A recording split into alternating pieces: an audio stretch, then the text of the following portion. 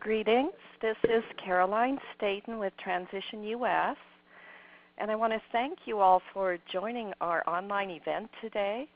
Our principal aim in offering these teleseminars is really to provide some practical support to the leaders of transition initiatives, those who are mulling over starting a transition initiative in their communities, and community leaders really everywhere across the U.S. and in other countries as well, who are working on resilience building within their communities. So welcome to all of you.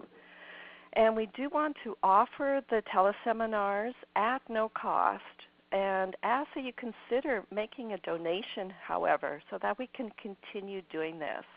And thank you in advance to those of you who are able to step up in this way, and our website is transitionus.org. So today's event is the maturation of a social movement, a regional response to a critique of the transition movement, and this is part 2.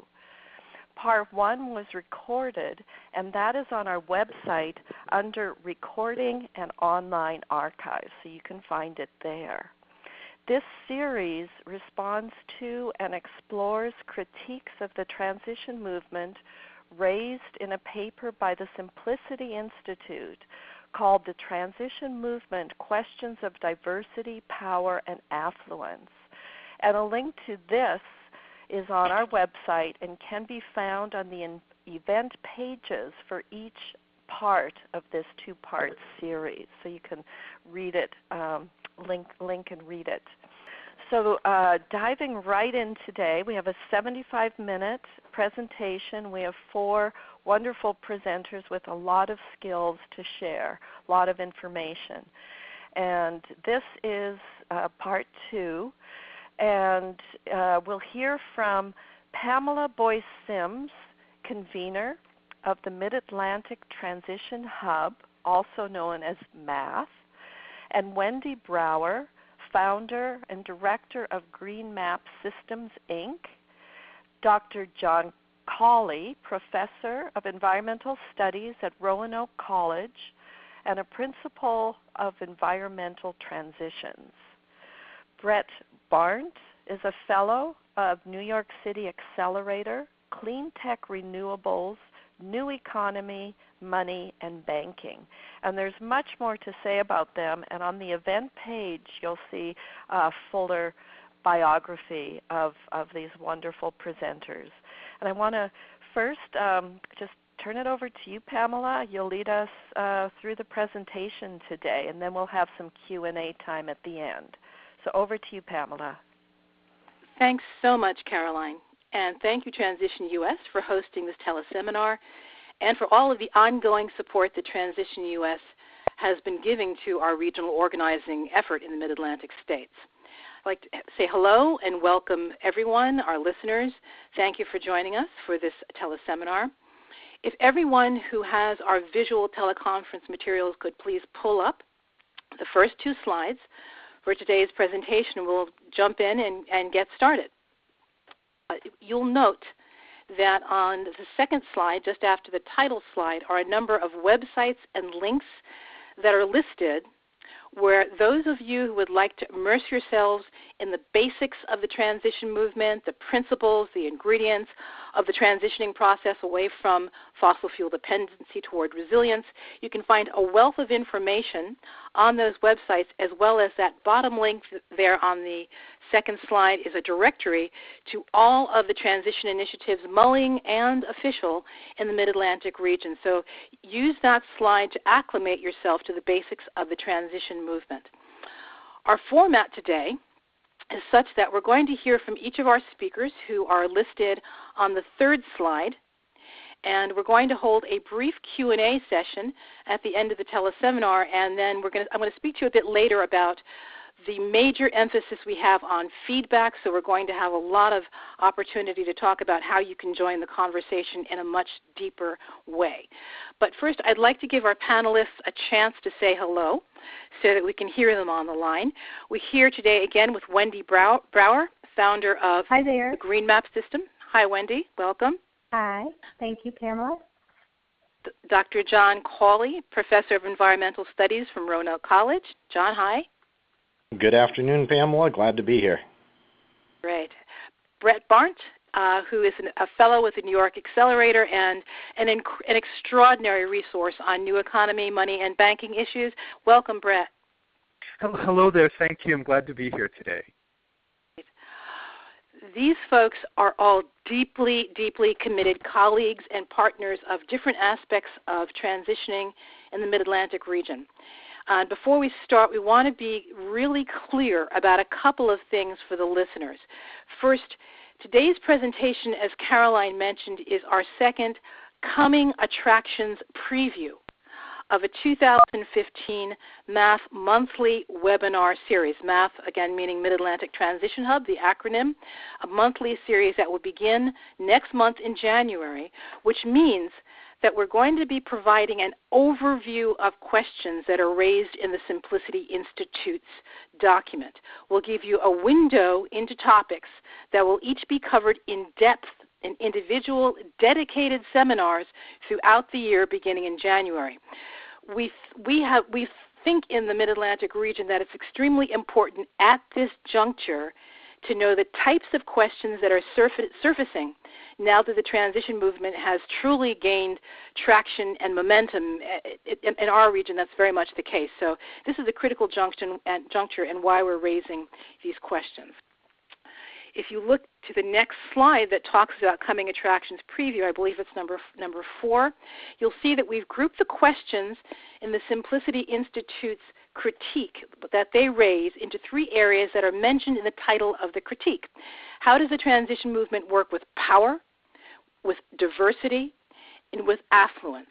And secondly, the second piece we want to emphasize is that we are providing an exclusively Mid-Atlantic regional response. The region is pictured graphically for you on the next slide, slide 5. So we're speaking about the transition movement directly and exclusively from our Mid-Atlantic regional experience, not about the movement as a whole, not about transition as manifest in the UK, not about transition elsewhere in the world or the United States, but only as we experience it here in the Mid-Atlantic region, in the hope that our challenges and lessons and successes will help other people and be of assistance to other people.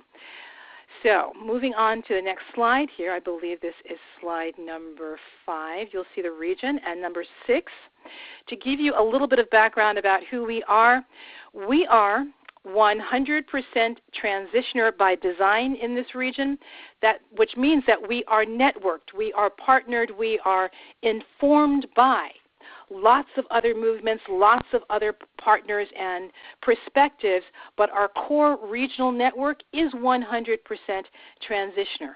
We are 21 Mid-Atlantic transitioners on a math council, and those members hail from 7 states, from Connecticut to Virginia, and those members are networked back into their states and their watersheds to local initiatives.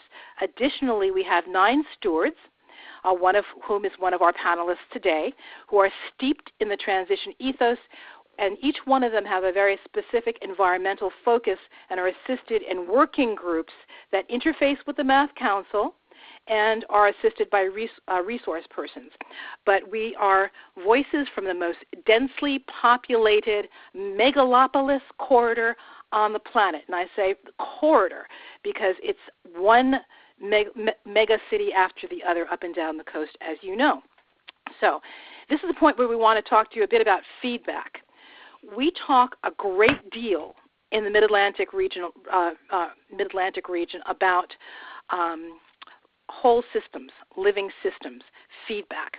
And it's imperative at this point that we cultivate these feedback loops, and we want to begin that process today. We're a whole system that needs response back to be able to gauge, take the temperature of our region. And we're envisioning the 2015 teleseminar as such a loop to which we will listen deeply. Some of the most cogent, useful feedback we've received to date is written commentary, so we'd like to start by asking you to do 2 things. When we are done speaking today, A teleseminar survey is going to appear in your email inbox, and all of the listeners today will get one.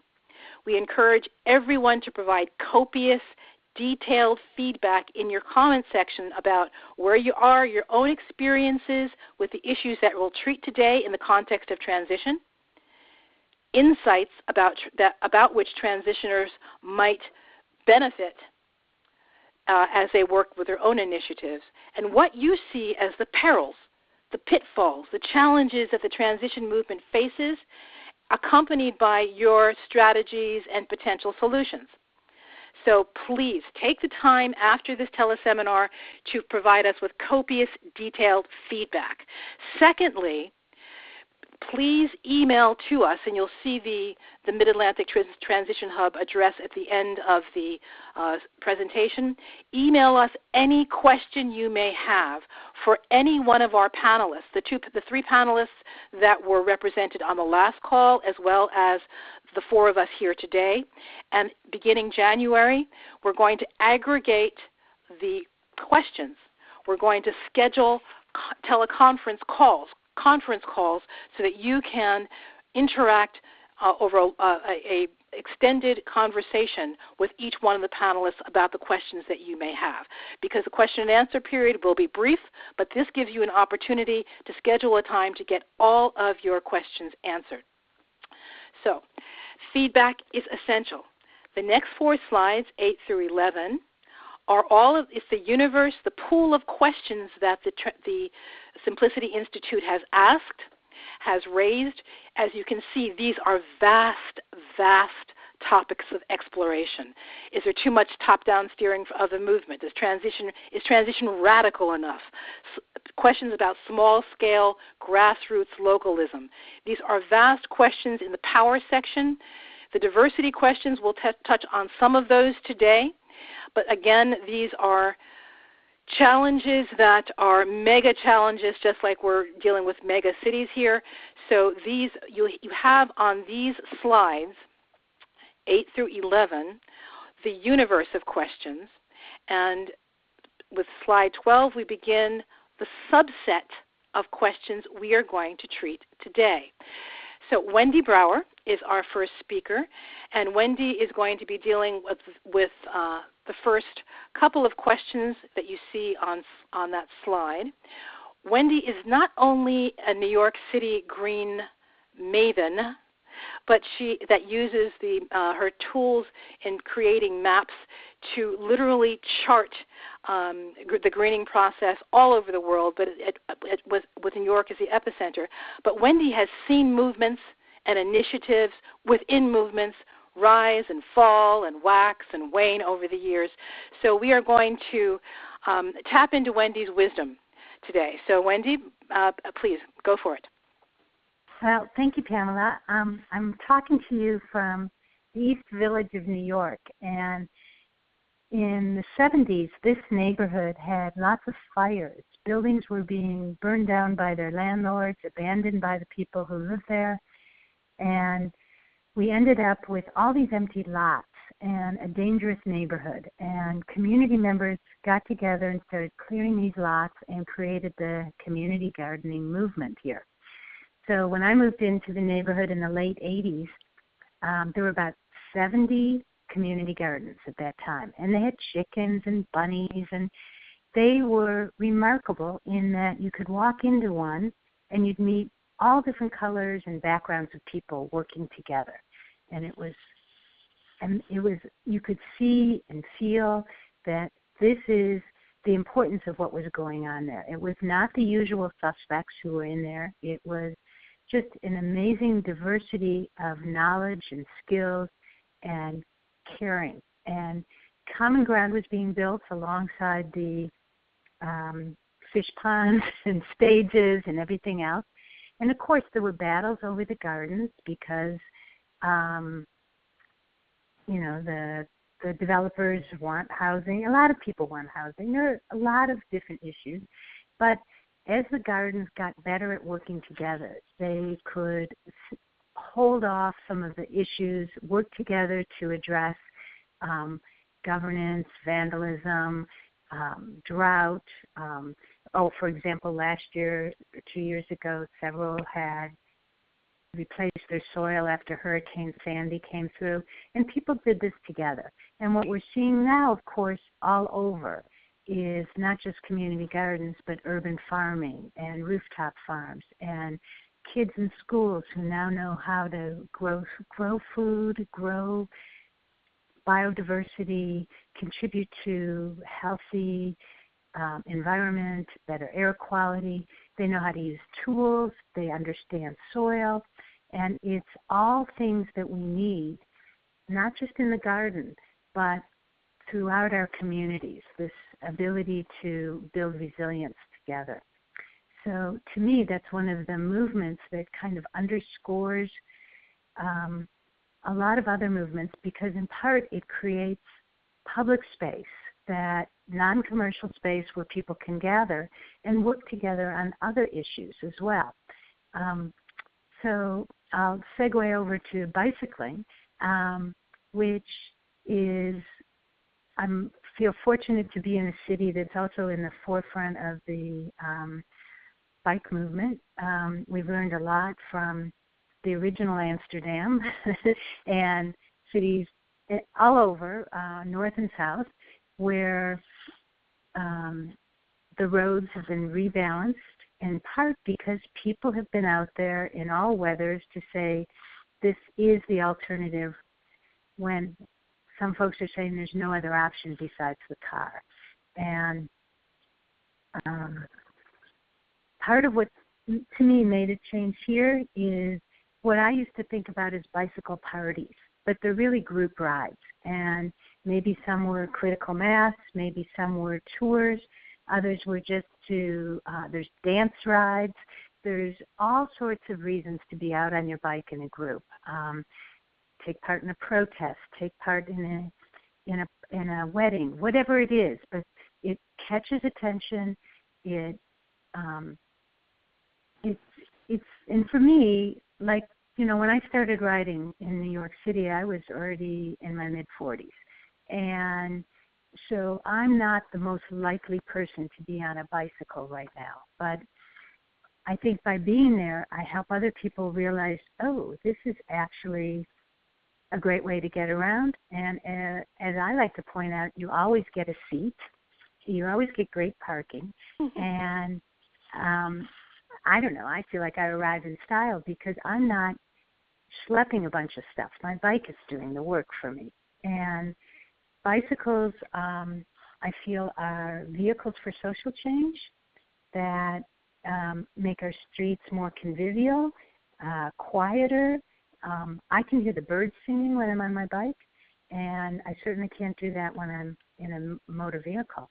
So it's a game changer on many levels, and of course we're seeing it becoming institutionalized all over. I'm one of the people who've stood up in community meetings and said we got to lower the speed limit and get kind of laughed out of the room. We just got that in New York last month. They reduced our speed limit to 25 miles an hour. So, and it was, lots of people working together to make this happen. So there's a lot of political savviness, understanding this power. You do have to show up at inconvenient meetings and that support neighborhoods that are maybe across town that are trying to make these changes. And let me turn that down. Sorry. Oops. I'm going to have to leave the room. I'm sorry, folks. Maybe I should stop for a minute while I can't figure out how to turn everything off while you're all listening. But I want to say also that part of what these movements do is they change our ideas about what is affluence. And the social capital starts to trump the financial capital. And people can understand better the value of social movements to their life. And to me, that's one of the critical things that happens there, is how we think differently about what affluence means, what diversity means, and what power means. So I'll stop there for now. Happy to add more to it or tell you more about other things that I find important. But waste reduction, energy generation, all the things that transition movements look at together, water, these are all, the bedrock of what we need to be thinking about as we address the topics in this paper, in the movement, and as we think about the kind of life we want to live. Thanks so much, Wendy.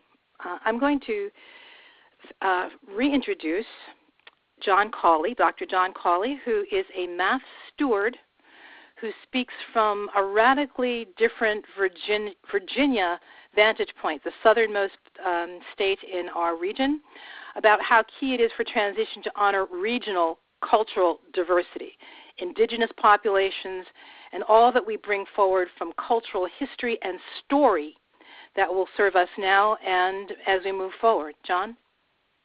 Good afternoon. I'm going to start out with my slide that shows the Middle Atlantic states. That is a map from the 1800s that shows the several states. And I'm speaking to you from down in the far left corner, about where the I is in Virginia. This is actually fairly far removed from the mega corridor out on the coast. And I like this map because you can see the mountains, and I'm going to talk about that in a minute or two here. But we're sort of the hinterland, and we're probably the largest distance removed from where the kind of urban center and the neighborhoods part of this is. Culturally, that happens as well. The reason I like this map is you can actually see the Appalachia on it. These are the rumpled fold hills, and down the Great Wagon Trail, or the Wilderness Road, from New York City and Philadelphia and Harrisburg, the settlers came down in the 19th century, in part displacing natives as they went, and in part sort of interacting with those natives. And they set up a lot of local, fairly rural, fairly traditional populations or subpopulations. The picture up at the top of this slide is Roanoke College, where I teach. That school was started in 1842. We have at most 2,200 students now. And I say it's sort of rural. That's definitely a wooded campus. We definitely have trees out on the hillside. However, the Roanoke Valley does have about 200,000 people in it. And not unlike the situations with many of our listeners, we actually have between a day and a half and perhaps 3 days supply of food. So a lot of these issues are the same, even though the language may be a little different. Moving to the next slide, this isn't very artistic, but think about those Appalachians as grooves in a record. And yes, I understand that a record is obsolete now. We now have MP3s. But an old vinyl record, one of the points of the Appalachia is that it's a lot easier to move sort of northeast to southwest, whether you are a tree making seedlings or whether you are a migrating animal of some sort, or whether you are human beings moving along. It's easy to move along the valleys. It is actually quite difficult to move with your Conestoga wagon or climbing by foot to move up over the mountains. These geographical barriers, and these represent the watersheds quite a bit as well, create these little micro-habitats. And so the towns here have been traditionally sort of removed from each other. They've each developed their own storylines, their own cultural history, things like that. And that's important to the stories here. We understand, going to the next slide, this is what the terrain looks like. We understand in Appalachia that a lot of this is about getting these different histories, which are very heterogeneous on the map. They're very separate, but they're very, very distinctive, and you have to act with them, or you have to act in union with their sense of place. One size does not fit all. We'll see in a slide in a moment here. But this sort of terrain and this sort of watershed is imposed geographically a lot different from urban areas where the highways have sort of done this.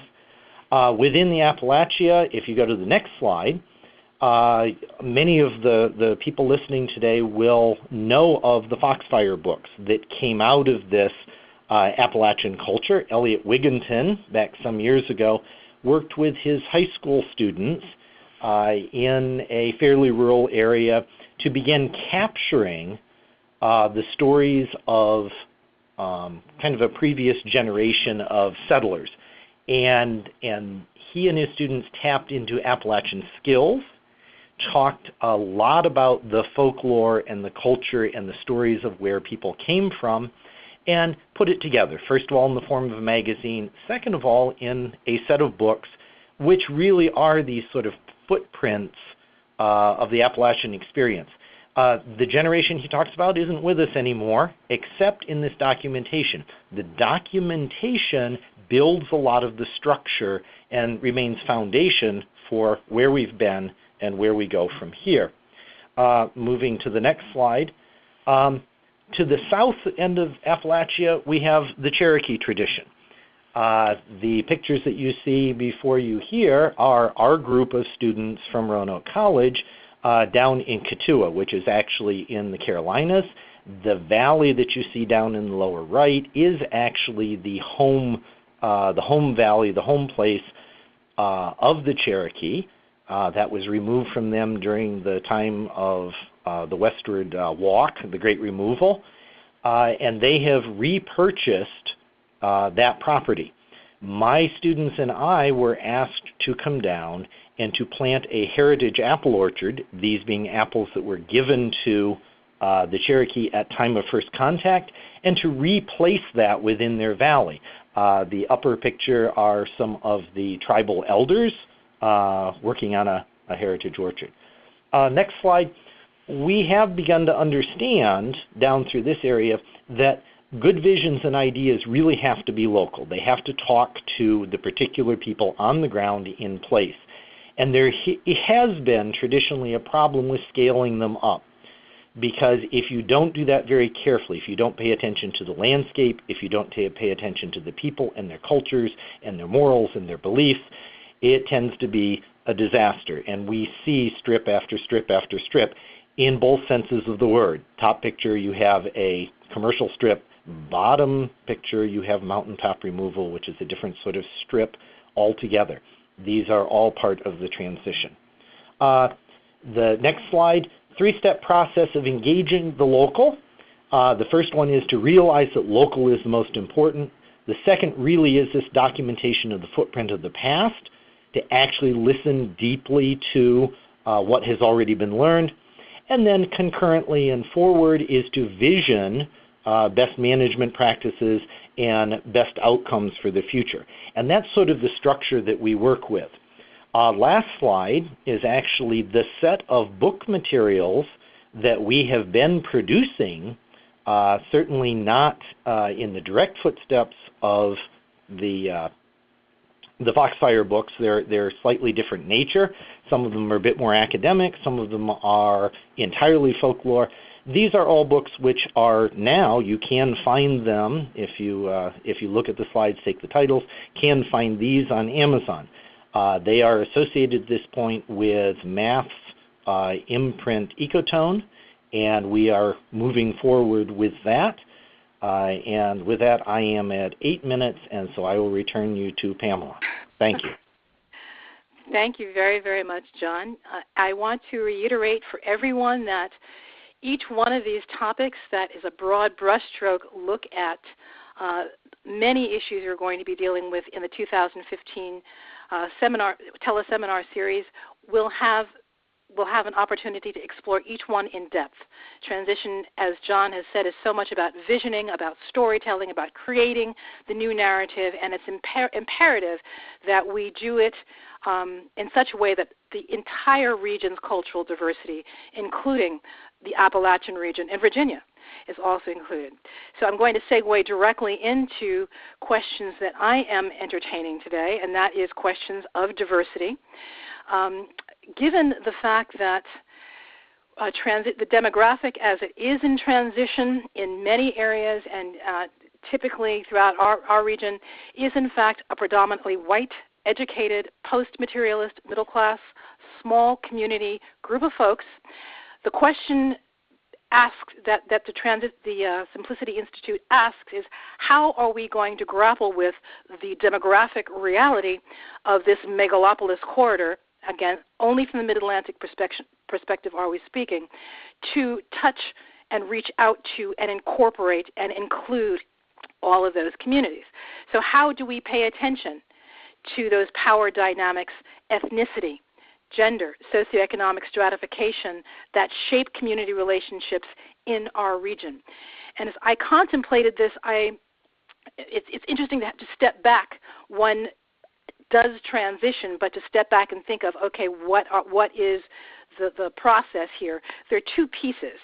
One I can speak to is my regional training response as a trainer for Transition US in this region. And again, I only speak for myself as a trainer because other trainers that may work in this region may be coming from a different place. So that's going to be my first response. And the second is a regional response in terms of transition neighborhoods that is coming out of math at this point. It's our new initiative. So to the first point, what I try to do in training throughout this region is to encourage from the outset dealing with these thorny mega diversity issues that we're looking at here, is to infuse some version of a sustained inner transition practice throughout our transition work, which simultaneously facilitates empathic and compassionate yet dispassionate, clear witnessing perspective of these behemoth situations we're dealing with in terms of diversity. So it has the practice of inner transition, that stepping back, that observing as individuals, observing as transition initiatives, observing as a region, allows us to hold that creative tension between being compassionate and empathetic to the communities that we work with, but being dispassionate so we're not pulled down a vortex of the emotionalism of these issues that arise when we're thinking about things like diversity in the United States. Secondly, our regional response to the demographic circumstances that we find ourselves in this corridor is transition neighborhoods, which is a methodical execution of a resilience-building mapping process that culminates in a holistic big picture plan and a map of a 100-mile radius of interconnected, well-charted resilience possibility, with one's own neighborhood as the epicenter of concentric rings of resilience. And John's going to go into that later in our presentation, the nuts and bolts of that process, but that's what we end up with. And that happens as a prelude to deeper transitioning, the transition neighborhood process. So going back for a moment to the first point, some kind of inner transition practice is essential to providing the tools to develop the strength and the witnessing perspective to abide the intense dynamic tension between compassionate understanding and dispassionate treatment. Because if not, we get pulled down a vortex of subjectivity, of zeal. The tendency could be to stick our heads in the sand or put blinders on or be paralyzed by some of the racial tension, the ethnic dynamics within communities that typify this corridor, or to be paralyzed by the sheer magnitude of the social justice issues that we're dealing with here and the eco-justice challenges that have roots that are over 500 years old at the surface and millennia old underneath that. And again, we're only speaking of the Mid-Atlantic region transitioning, so we only speak of our own experience. A transitioner from Philadelphia and a transitioner from Baltimore and I were discussing the Michael Brown and Eric Garner decisions yesterday as a social backdrop against which we are transitioning neighborhoods in. as an African-American mother of 4 children, 3 of which are young men, aged 33, 31, and 22, I am perpetually concerned for my sons' lives in the climate that produced those legal decisions. The social injustices or social justice issues couldn't possibly strike any closer to home. However, this is where I have profound gratitude as a trainer and as a transitioner for the transition ethos in terms of keeping one's eyes on the prize of building an alternative, and an equally profound gratitude for an inner transition practice and the fact that your inner transition is so much a part of this movement that precludes not getting swept down the subjective, time-consuming vortex of zeal or raging against an embedded mindset that, as I mentioned before, is millennium old. So, that being said, inner transition and being able to hold that space for a dynamic tension of understanding, of empathy, but yet dispassionately doing the power mapping and moving forward is a tremendous aspect of transition. To the second point, Math's regional response to the diversity issues, which we'll touch on much deeper in the 2015 segments, is the Mid-Atlantic transition neighborhoods. And I'm going to deal with these questions in 2 batches here. How we could ensure that transition is inclusive. And I'm watching transition neighborhoods. I think we're all watching transition neighborhoods address these issues without having to speechify, shall we say, about them organically, as we call together people who are unilaterally interested, first and foremost, in community resilience building.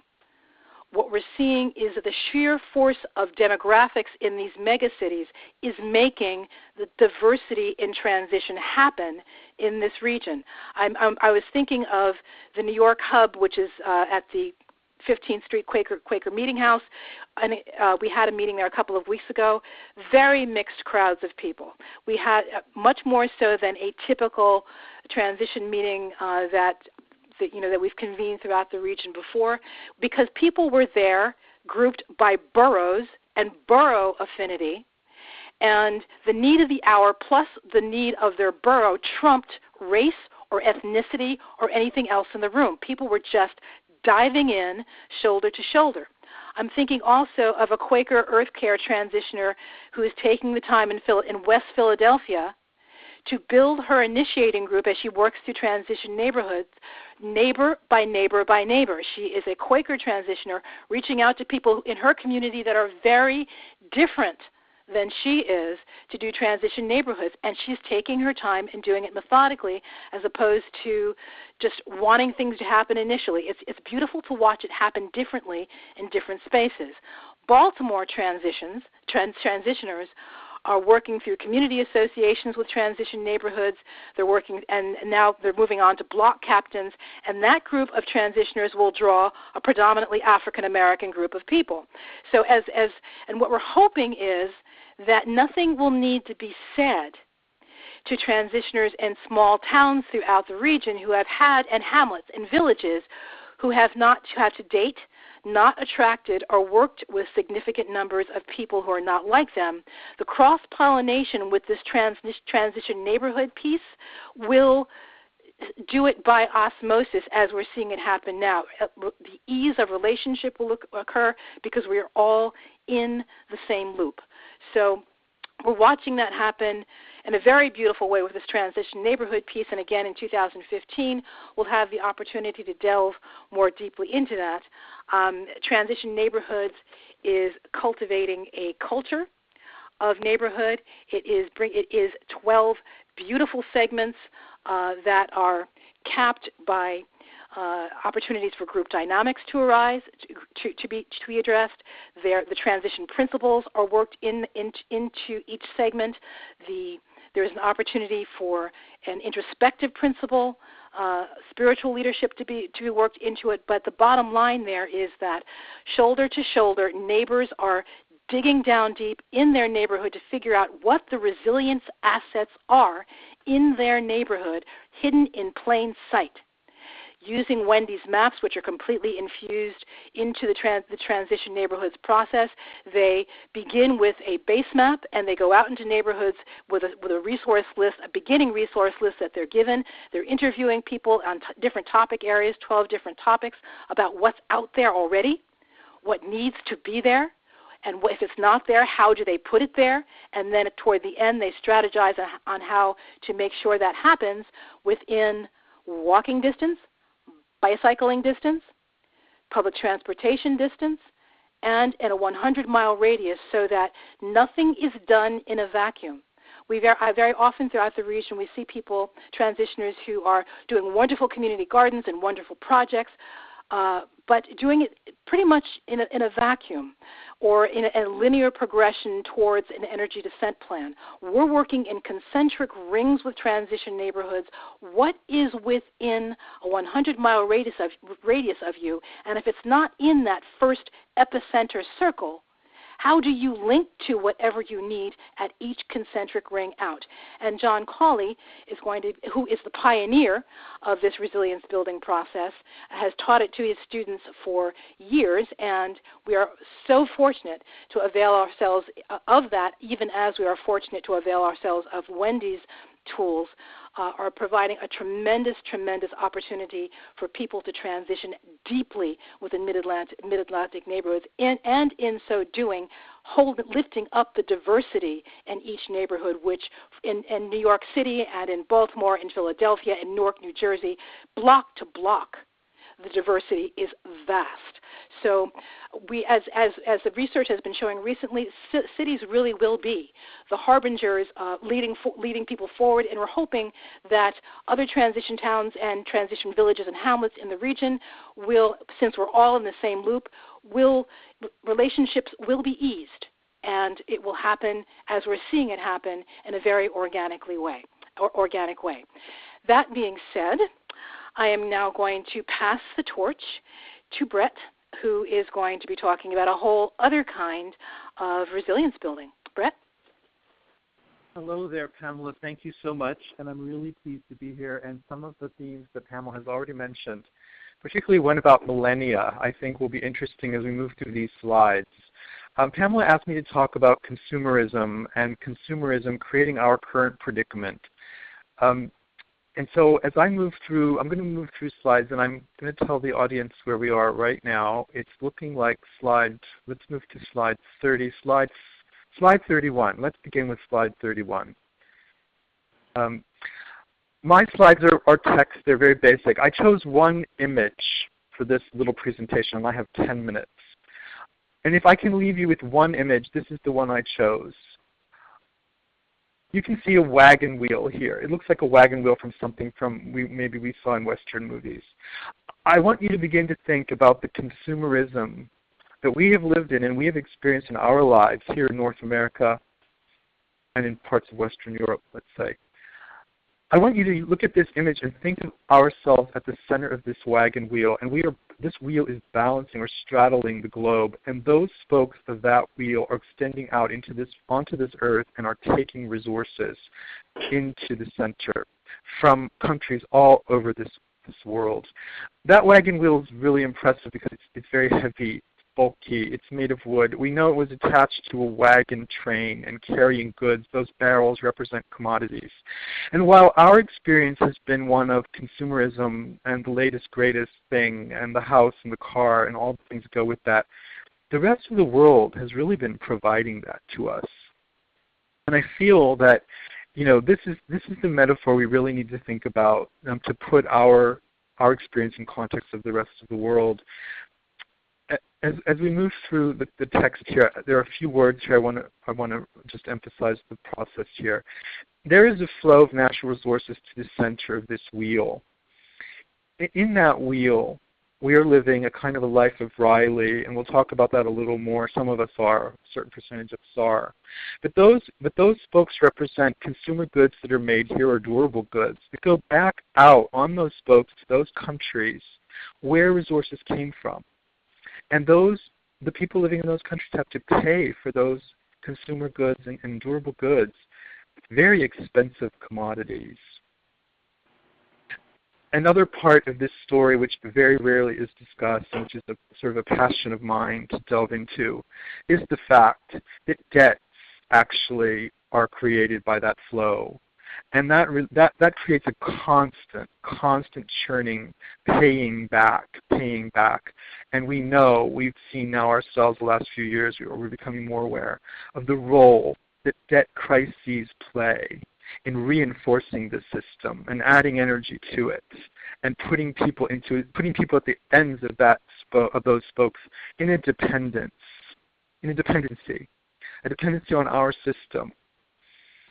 I only want to mention the words military enforcement. I don't think we need to go into that. But I want it to be here. I want it to be seen. I think more of us are realizing it is also part of the system, part of the story. Particularly now, as we see supply chains all over the world, they seem to be up for grabs. There seems to be conflict brewing everywhere for supply chains. And we see a greater and greater need, greater and greater stories around why we have to be militarily engaged. I think we're all getting the picture that this is one whole system. And we have been living in the center of it. You know, I grew up in a kind of maybe a Brady Bunch 1970s suburban life. But my experience was very limited. But really, there are people all over the world providing that experience for me. And I think it's important for us to begin to realize that. We move on to the next slide, slide number 32. And I just want to put this into context. Consumerism and capitalism are very small words. I don't know if these words accurately really describe what has been really going on here. But we can see the history going back millennia to ancient Greece, and let's just start there. We can go back further. It's more difficult to get the information for me. And this is a Western perspective. China also has another history. Latin America, in Central America, there were great empires built many of the same systems. But let's just begin with ancient Greece. And let's think about, I don't know if anyone in the group has read much Plato. I've been diving into this stuff the last few years. Luxury goods from Egypt and Babylon were constantly coming up in discussions in Plato's dialogues.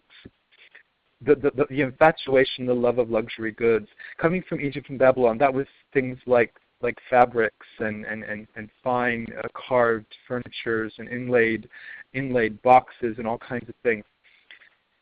Commodities were flowing out of ancient Greece, olive oil in those barrels. The land was taken over and away from the small farmers and the small indigenous population and converted into plantations run by military chiefs.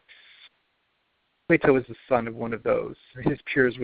Their fathers would have all been somehow connected with that. Those luxury goods flowed to Babylon and Egypt, which were the seats of civilization in those days.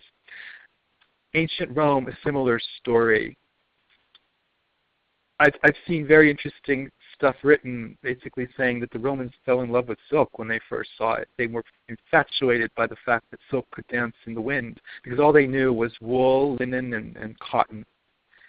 And that they spent so much of their gold and silver buying luxury goods that they actually created the need for constant expansion to find more gold and silver in mines. Medieval Europe is a similar thing. I mean, we know about the Spice Road, the Silk Road. Venice was a great center, bringing all that into Europe at that time. Again, gold and silver constantly flowing east, and debts being created in countries where the commodities are really paying for everything. Golden Age of Spain, another one in this history, closer to us. And it's very clear there. The gold from Peru, that we know about more, but we increasingly know the story there, the sordid story there. That gold flowed right through their hands to India and China, for goods, for luxury goods, for consumer goods, basically. And I don't think we need to go into this much further. The list goes on. We know how the center of that wagon wheel shifted around the globe, from Amsterdam, eventually to the British Empire, to ourselves recently. And it's shifting again. And we can feel that now. We're no longer the center of that wagon wheel. I want to say something about, the need about the money, the gold and silver. It's a constant here. And we really need to begin to understand how these merchants and warriors really made their money. And were they really making money from selling silk and selling cotton and selling linen? Or were they making money in the exchange rates between gold and silver and the interest that they earned on debts and drawing people into a constant need to keep working to produce commodities to pay off debts? In my office where I work, which I'm not at today, I work in New York City, we have a Canon copier that's leased. And we just got a new one. We had it replaced. It's just been replaced in the last few months. But it's broken down again.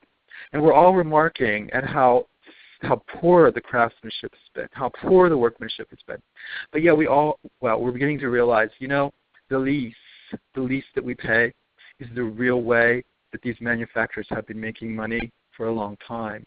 And I used to work in finance. We all know about GE and GM and Westinghouse and how our appliance purchases could be financed over several months. And that the goods were really not, and the profits for these companies have been really coming from the leasing and the debt and the debt payments for a very long time. And so I really want to bring that up in here. I think it's very, very important for us as we begin to shift the way we're using these words and thinking about these words. For some reason, I don't think these words really convey to us what is really going on, words like consumerism or capitalism, when this kind of a process has been going on for thousands of years in systems like ours. And we are now standing up and saying, let's find an alternative. Let's move to the next slide. This is where getting into kind of the idea behind how it gets suckered into this. And I use the word bribery. I think it's a very good word. The people at the center, moving into kind of the middle of those texts, Rome, the bread and circuses is an expression that we've all heard. And we know that is kind of the way we've been taught, that the populations of these empires were kind of managed through giving them enough bread and giving them entertainment. And so there's nothing new. There's nothing new in any of this. Plato, in his writings from ancient Greece, raged on and on and on about unnecessary needs. People just constantly looking for the new thing for some reason. The very first words on that list are about rituals. And I put that in quotes because ultimately we need to rethink and kind of imagine ourselves now and really begin to see what are the rituals that we have committed ourselves to, that we allow ourselves to go into debt for. A colleague of mine is from India, and she has told me that in rural places in India today, farmers are still going into lifetimes of debt to pay for the marriages and the funerals and the burials for their families, for those great traditions that we can kind of marvel at. Hundreds and hundreds of people coming to a beautiful wedding that lasts for days. But these rituals actually draw people into this wagon wheel system of debt and providing commodities. I think that we can kind of go through this little slide here. Pax Britannica was one. The 1940s, it began really to happen in our country, I think, with mass consumerism, massive urban sprawl, and we saw the supply line consolidation, particularly in Latin America. Maybe we could kind of remember some of the history there as the British Empire kind of passed. I think that these are important things for us to kind of remember, that we're the bribery that kind of seduces us into it, and then we start working forever to pay debts that we can't really get away with. Today, we know, and I've worked professionally in Madison Avenue, the psychology behind all of this, the unnecessary needs that we see all around us now, it's really mining the unconscious in ways that very few of us, without serious professional experience, are going to really be able to understand and withstand.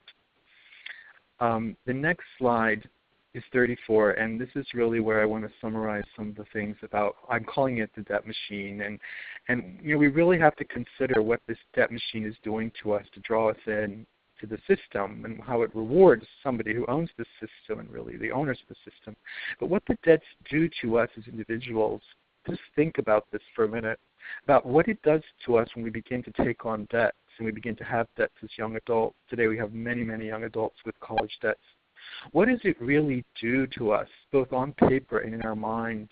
And what is playing out in our heads as a result of these debts every month when we're going through our bill payments? You know, the money supply, which we can go into another time, it kind of grows and shrinks depending on the banks. And when it contracts, it causes a lot of heartache and a lot of problems for people. It really creates the scarcity. This is really the system. This is the crux of where the scarcity comes from in our experiences. And I think that I wanted to put this in here because it is part of that wagon wheel. The debt machine is part of the wagon wheel. It's not really explored much. But fortunately, as we move into kind of the next couple of slides, we can talk about how alternatives are coming. Let's move to slide 35. This slide is really basically a message I want to get across. This wagon wheel has moved around the world. The center of this wagon wheel has shifted constantly. New people are being bribed to participate, and new people are being, through some kind of debt gyration, drawn in to being the supply lines.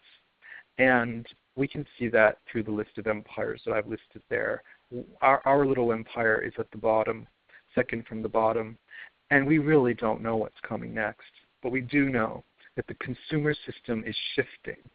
And I know from personal professional experience that holidays are being created in China right now in the last 10 years, converting a zodiac or a traditional holiday into a consumption event. And the Diamond Cartel created that, paid advertising executives to go to China to do the research and figure out, for example, in one case, it's now a kind of February or March time, an equinox time, where young men are now compelled to buy diamond rings for their girlfriends. So, these things are being created now in new ways and new places. And I think it's important for us to understand that it moves across the earth and shifts the power dynamics, and it creates tensions, which we see in a lot of places. And we see even in our own country now. We see people suffering from this shifting in ways that we're not quite yet able to explore fully and understand fully. In terms of the good news, the relocalization response, I want to go to page 37 now. And I think that in a lot of ways, the crisis is forcing us to take a good look in the mirror and to begin to say, look, enough is enough, and we have enough information and knowledge now, and the internet has helped us with that. But relocalizing is all about, and I heard the term concentric rings, and I think there will be more talk about that on this presentation. There's more of to relocalize the supply chains around our communities. Farming, distributed energy really are the first places a lot of this is happening. I want to just touch on here the need for us to seriously look at the need for local currencies and other kinds of money forms that have an absolute different and opposite effect of the current debt-based money that we have with the mainstream national currencies. The cooperative economy, it's growing and growing in this country. There are great examples around the world, such as in the Basque region of Spain and in Emilia-Romagna in Italy, where the cooperative economy really is an important part of the regional economy. And so we can really look to that as inspiration for what we could do here again in the next decade. Co-housing and community land trusts are also two important areas for us to look into, particularly as land in urban areas is falling out of the tax space. It's being abandoned. There are new opportunities for communities, maybe a bit like the way the Cherokee repurchased the land in Virginia, to create a trust that will produce for the people and rents, and just a bit like the royals of England still get in certain places. The rents will go to the community instead of to absentee owners. I think that this is really moving into slide 38. 38.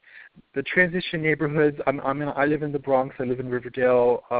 It's part of New York City. We have unique challenges because we're very tied into these metropolitan centers, and we're very dependent on them.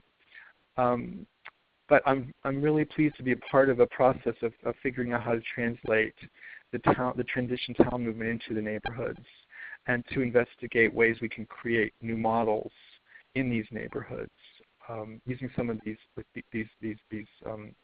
methods that we talked about.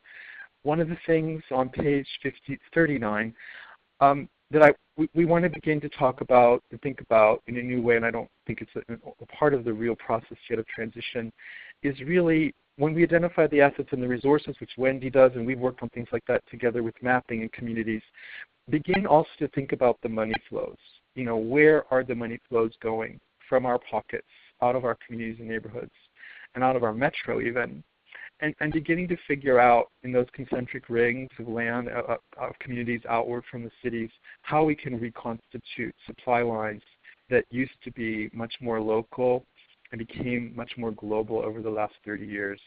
I think that would be kind of the last important theme that I would like to leave you with. I think I'm kind of running out of time. Page 40, simple question: can relocalization solve systemic economic and environmental problems?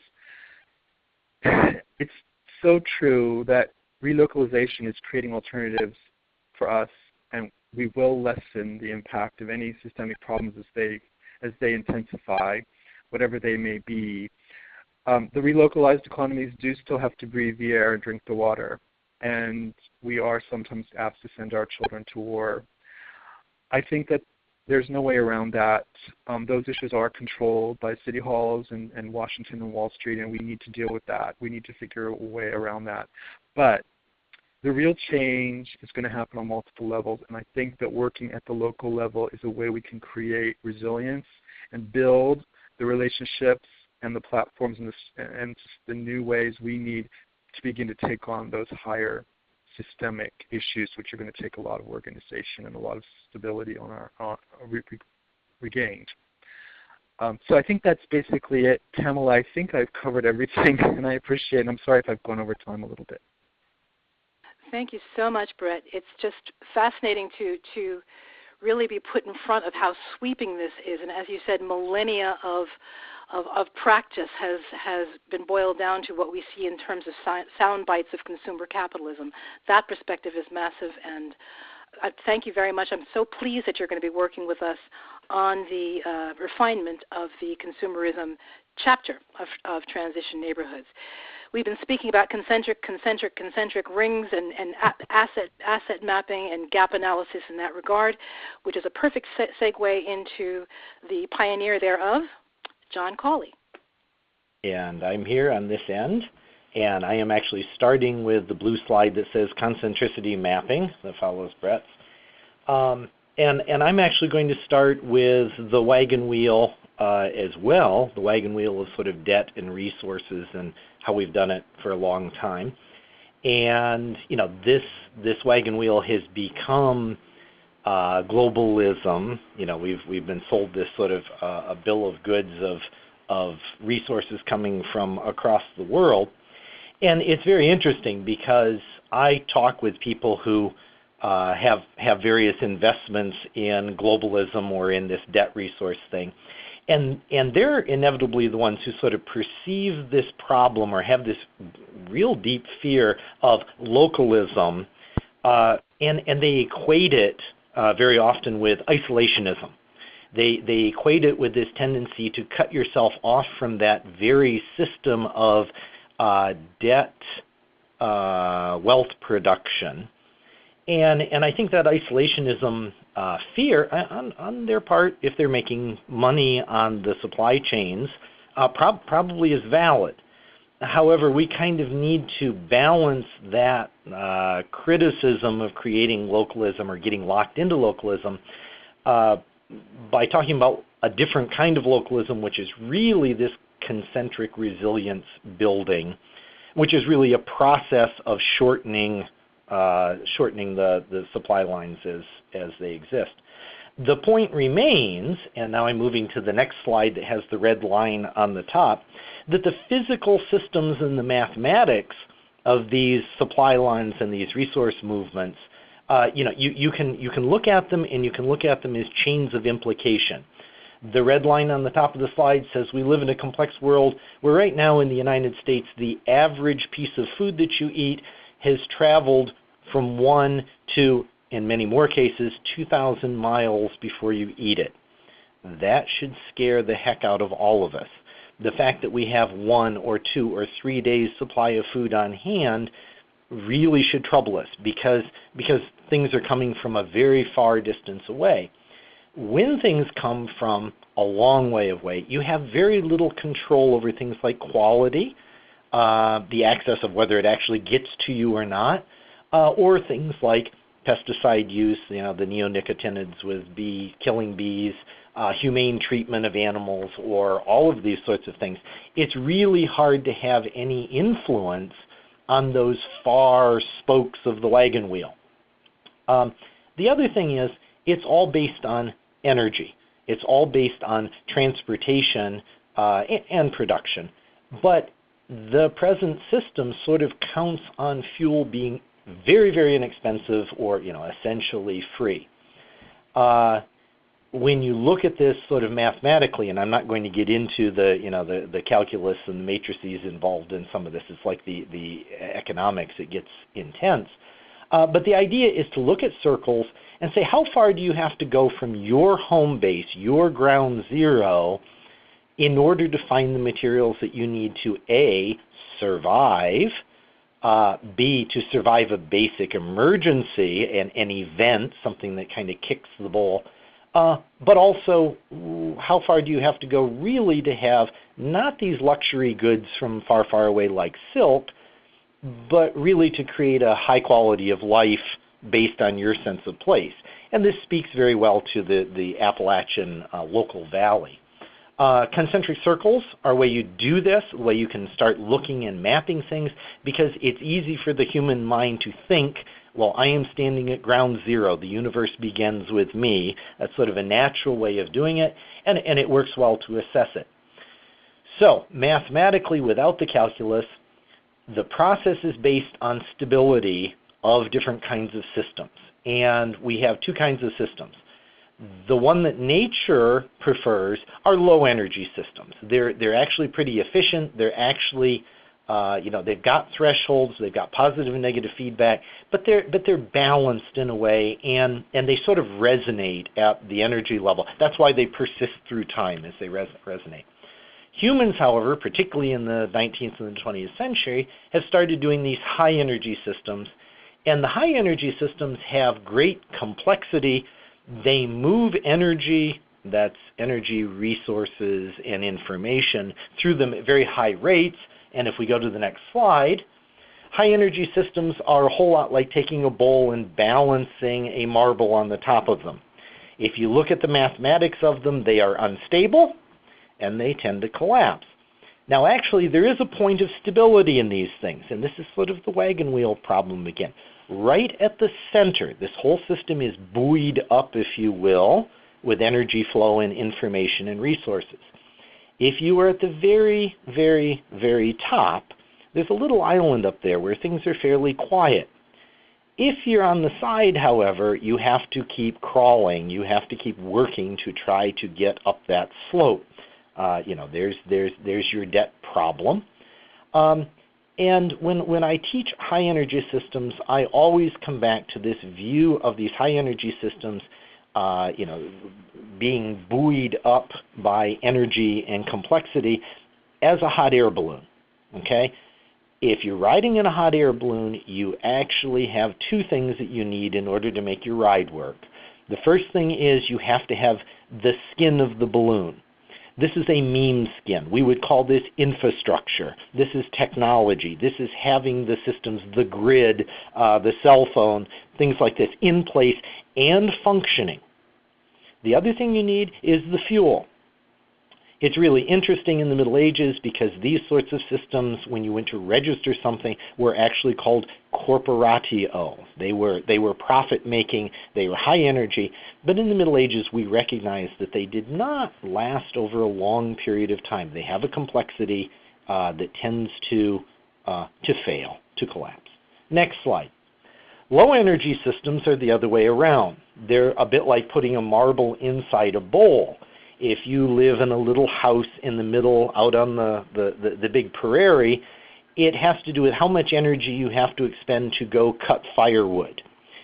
You use less energy if you're cutting your firewood near to home, and all other things being equal, the further away that you have to haul your firewood, the more investment of energy that you have to put into it to get that wood. And so all of the things being equal, it looks like that landscape tilts upward, takes more energy. If those of you who grew up in a small town, the small town calls you back, and it takes a fair amount of energy to actually escape a small town. The nice thing about it, the other side of the coin, is that in these low energy systems, when they have an event, when you kick the bowl, the marble tends to roll toward the center, and the system actually re-resonates and actually becomes more stable. These are the sort of resilient systems that we probably want to model. In the Middle Ages, these sorts of systems were called universitas, things like Oxford or the monasteries or the Catholic Church parishes. And oddly enough, a lot of these constructs have proven over and over to last, in a lot of cases, 1,000 years. Next slide. Don, Yes. I'm going to suggest, so we Certainly. want to be good stewards of everyone's time, if we Yes. could encapsulate so we can get a couple of questions in before we Certainly. wrap up in just a few Certainly. minutes. Thank you. Okay. The next slide shows the circles.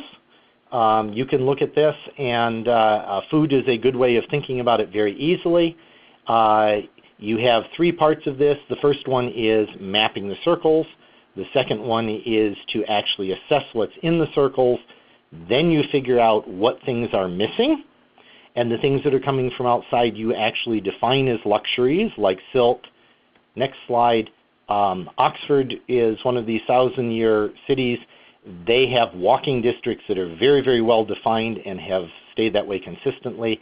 And the last slide is this 100-mile food circle using Philadelphia as a catch point and example.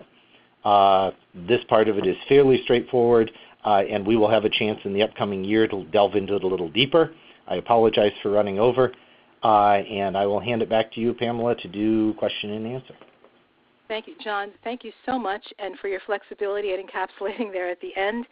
I'm going to ask folks if they could raise their hand and let Caroline know if you have a question. We'll take one or two questions in this last couple of moments. And do know, as you're contemplating what your question might be, we ask for questions rather than statements. And also do know that we'd like you to fill out fully and completely the comments section of your questionnaire when it comes back from the teleseminar, and email us with lots and lots of questions. We'll aggregate them, and you'll have the opportunity to speak to each one of these panelists personally on a call beginning in January. So, Caroline, do we have questions? Press 1 on your keypad if you have a question or comment, and I'll give you the mic. And apologies, my internet's a little slow because we've had lots of rain, which is wonderful here in California. Wonderful for California, absolutely. And I'm not seeing any yet, Pamela, but again, press 1 on your keypad with a question. Please, when you do ask your question, direct it to the person for whom you'd like the question to whom you'd like, from whom you'd like a response. There you go, from whom you'd like a response. And Pamela, I'm not seeing any, so I think it's... My goodness. Sorry, one is here. Jamie, go ahead. Hi, Caroline. Hi, Pamela. Hi, everybody. I was wondering if technology is not more addressed. I don't know who to pose the question too directly who might be more qualified to answer it. But I noted in the critique they talked about technology hasn't solved our problems, it's just created a better way for us to continue to kill each other and rape the planet because of that internal transition that needs to happen, that value shift. But does the transition movement address embracing some of the technology and utilizing it to further its goals? I don't seem to see that addressed very much in a lot of those stuff, like things like, say, hydroponics for growing more food with less resources in a smaller area, automation, embracing things like that. Can anybody speak on that? Transition definitely creates hybrids of what has worked in the past that should never have been marginalized and pushed aside, and what has worked in the future, in the present, that is carbon neutral or low carbon and does not harm the planet, and embraces hybrids for the future. So aquaponics, intense biodynamic growing, especially in urban areas, very, very definitely. It's a very pragmatic, practical movement. What works and does not harm the planet technologically, we'll move with. Another question from Karen. Go ahead, Karen. Okay, hi. I wanted to ask Brett Barndt about local banking, if he could speak a little bit on that.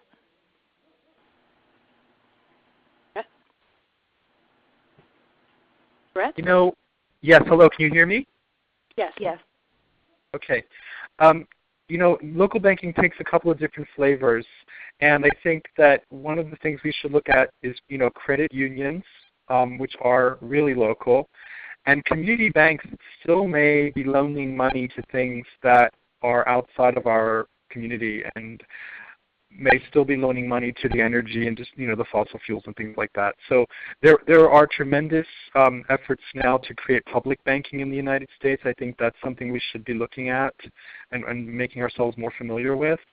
But is there anything else more specific you'd like me to say about community banking?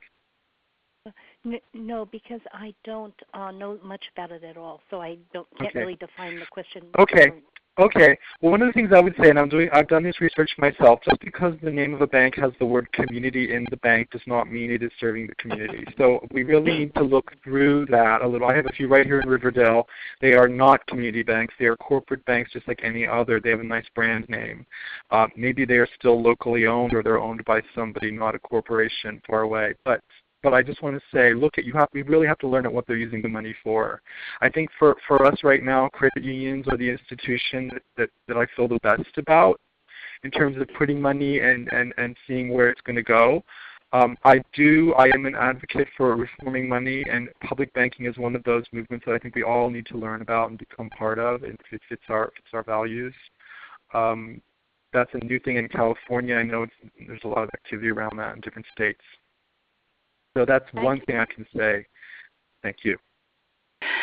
Thank you very much, Karen and Jamie. And Caroline, I think we're going to ask people to truly mine the well of questions you might have for the Mid-Atlantic region. And please do fill out the feedback commentary piece, and let us know if you'd like to schedule a call with any one of the panelists from the call before this call, and we'll continue to do this throughout the course of the year with each teleseminar. I'd like to thank Wendy Brauer, founder of Green Maps, John Cawley, professor of environmental studies at Roanoke College, Brett Barndt, who is a new economy, money, and banking specialist, for participating today as panelists, and thank Transition US for their wonderful platform and giving us this opportunity. Panelists, did you want to say one sentence, final word, closing thoughts, beginning with Brett and then John and Wendy? Brett? All I can say is I'm very grateful for the participants, and I look forward to working with you over the next year to dig into more of these topics. Wonderful. Looking forward to it as well. John? Okay. As a student of both science and history, I tend to be very optimistic about what we're employing ourselves to do at this point. Thank you. Wendy? And with so much change in the wind and so much positive energy coming from our streets, coming from Lima, Peru, where the UN is meeting on climate change right now, so many things seem to be moving in the right direction right now. I think it's a wonderful time for all of us to be having this conversation together and in our communities about how we keep that energy moving forward. Thank you. Thank you all, and it is a pleasure working with you in this context, and look forward to working with you at much more vast levels with transition neighborhoods and throughout the region. There's just so much going on in this region. It's extremely exciting, and we look forward to keeping the listeners up to speed, in the loop, and hearing your thoughts back. Caroline? Thank you, Pamela. Thank you, panelists. Thank you, participants, and really look forward to all of this deepening of conversation that you're leading, Pamela, next year in 2015.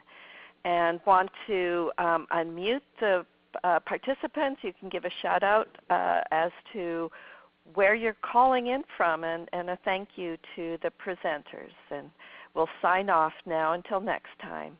Bye-bye.